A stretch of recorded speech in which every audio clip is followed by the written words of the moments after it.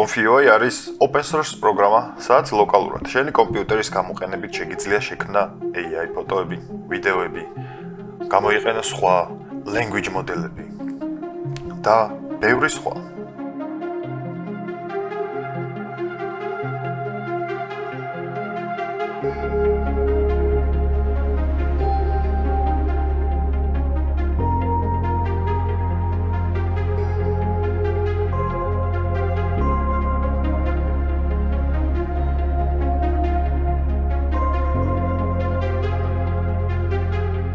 Node-ების გამოყენებით შეგიძლია აწყო შენი workflow, ლოგიკა, მარტივი ან ცოტა უფრო რთული. რა სისტემა სჭირდება Config.ui-ს? Config.ui მუშაობს სამივე პლატფორმაზე, Windows-ი, Linux-ი და Mac-ი. იდეალურ შემთხვევაში უნდა გქონდეს Windows-ი, 16 GB ან მეტი ოპერატიული მეხსიერება, NVIDIA-ს ვიდეო ბარათი თანამედროვე 8 GB VRAM-ით ან მეტით და რაიმე თანამედროვე 64 ბიტიანი პროცესორი. თუ ეს მომანცეები არ გაქვს, შეგიძლია უფრო ნაკლებ მომანცეებზეც გაუშვა, მათ შორის ვიდეო ბარათის გარეშეც შეგიძლია გაუშვა მარტო პროცესორით, რა თქმა უნდა, უფრო ნელა.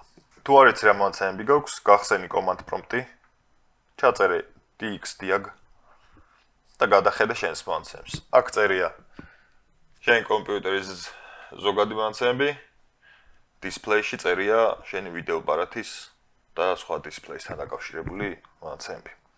თუ Mac-ის მომხმარებელი ხარ, შეგიძლია გამოიყენო Config.ui, სევენელა.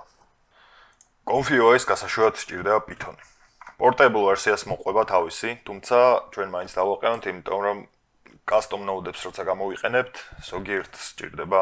აქ recommended არის 3.12 და მოდი არ დავაყენოთ ამაზე ახალი, რადგან ზოგიერთი ძველი node-ები, რომლებიც არ დააპდეითებულა დიდი ხანია, არ გაგვიჭედოს და იმათვაც იმუშაო. გადმოვწეროთ Python 3.12.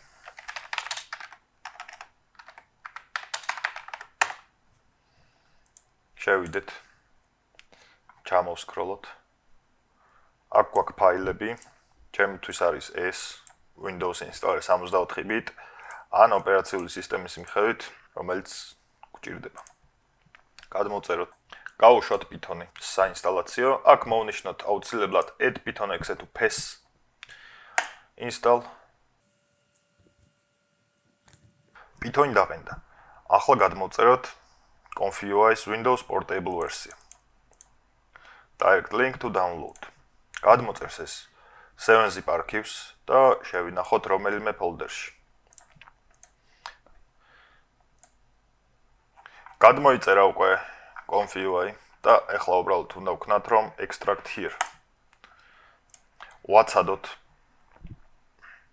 და extract-ა Config.ui და ეს აღარ გვჭირდება. გვაქვს ესეთი ფოლდერი, სადაც რამდენიმე გამშვები ფაილია. გავუშვათ NVIDIA GPU bat ფაილი. ვაცადოთ ეხლა ეს როდის ჩაიტვირთება და გაგვიხსნის web interface. ეს არის მთელი ჩვენი სოფტი, node-based.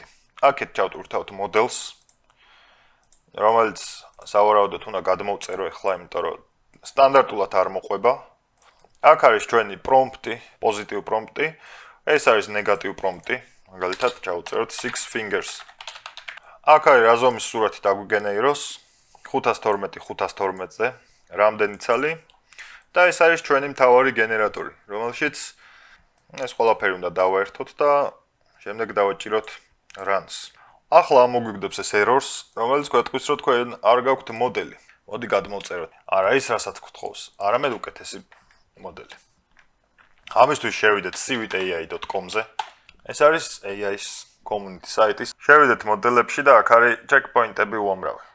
ჩვენ მოდი ვიყოთ Juggernaut. Juggernaut XL. ეს არის preview image-ები, რაც ამავე მოდელით არის დაგენერირებული. რაღაც ახლებიც დავამატებიეთ. მოდი გადმოვიწეროთ, აბა Ragnarok by Rundifusion. 6.6 GB. და ეს უნდა შევინახოთ ამ დაექსტრაქტებულ Config.ui-ს ფოლდერის models, checkpoints და აქ. გადმოიწერე Juggernaut-ი, იმისთვის რომ Config.ui-მ აღიქვას ეს ყველაფერი, უბრალოდ დავარეფრეშოთ web-გვერდი. და შემდეგ low checkpoint-ში ავირჩიოთ ჯაგერნაუტ XL. პრომპტი ჯერჯერობით დავტოვოთ სტანდარტული. ფოტოს ზომა ავირჩიოთ 1024-ზე. გასათვალისწინებელია, რომ აქ ყველა random რეზოლუციას ვერ ჩაუწერთ და ვერ დავაგენერებთ კარგი ხარისხის ფოტოს, რადგან Stable Diffusion-ს აქვს თავისი recommended რეზოლუციები. რაზეც თვითონ მოდელი არის დატრეინინგებული. ყველა მოდელს შეიძლება ჰქონდეს თავისი recommended პარამეტრები, როგორც ფოტოს ზომა, ასევე keysempler-ის პარამეტრები. მოდი განვიხილოთ რა არის keysempler. ეს არის თავარი გენერატორი, რომელიც ამ სეტაპის შემდეგ ითვლის და აგენერებს ფოტოებს. ამის დასეტაპებლად ყველა მოდელს თავისი recommended პარამეტრები აქვს. ამიტომ მოდი უბრალოდ ვნახოთ აქ რა არის recommended პარამეტრები და კარგი შედეგისთვის ეგენ გამოვიყენოთ. ნახე მაგალითად აქ ვიღაცის შედგენილი შესანიშნავი გაიდი და დავასეტაპოთ. მაგალითად დავიწყოთ რეზოლუცია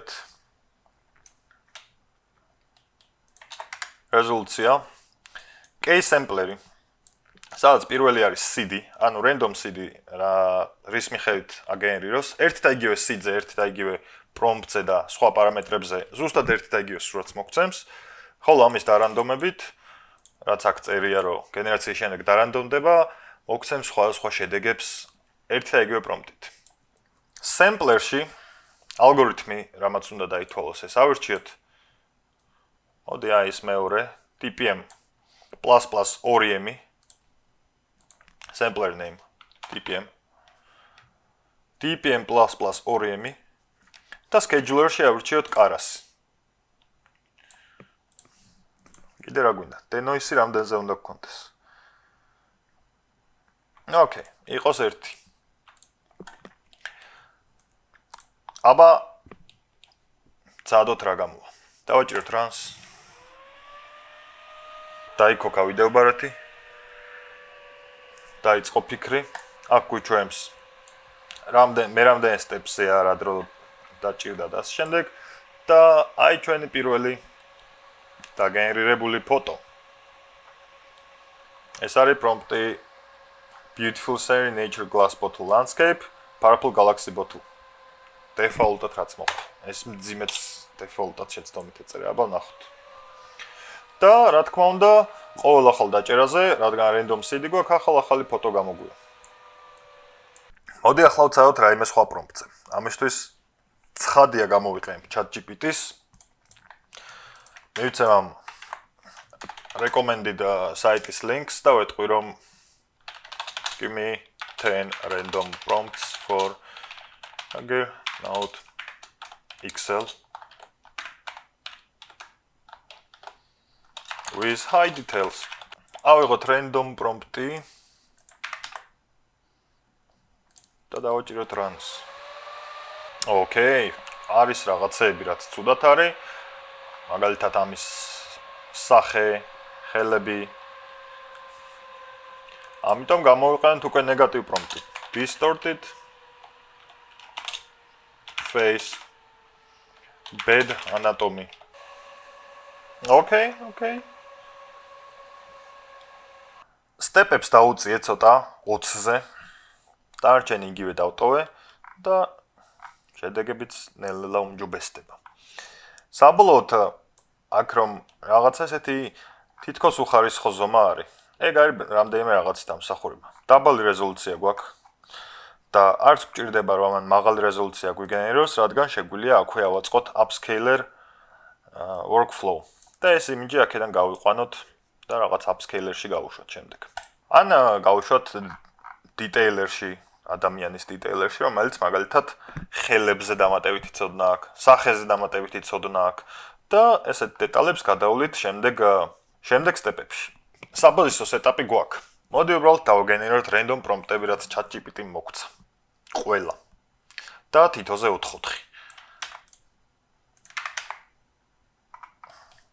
ავირჩიოთ 4. მოდი იყოს 1024-1024-ზე და ჩამოვუყვეთ ყველა ფოტოს სათითაოდ. ერთი პრომპტი, run. მეორე პრომპტი, run. 10-ვე პრომპტი გადმოაკოპირე და გვაძლევს თითო პრომპტზე 4 ვერსიას. თითოს დავაჭერთ, გავადიდებთ. Okay, norm. Okay, მეორე პრომპტი. აზე არა ვარ, აქ რა ჩავუწერთ. Future successful floating above. რაღაც. აი, ხელის close-up-ი არის და რავი, 5, 1, 2, 3, 5. და რაც მე ხვდება ხოლმე, არის რომ AI-ი ძირითადად რაღაც fantasy image-ების გენერირებაზე ვართ ხოლმე ყველა. და მოდი ავცავთ რამე რეალისტურის დაგენერირება.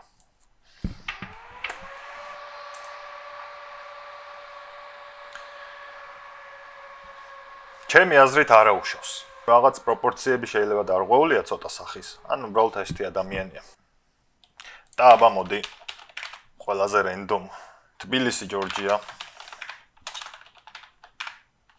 top down view კი არა და aerial view norm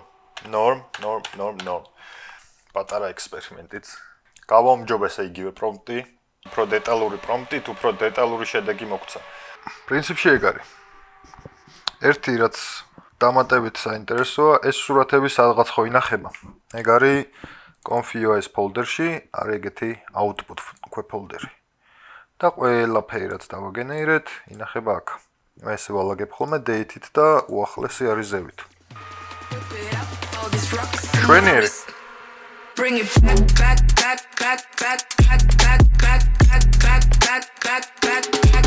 Bring it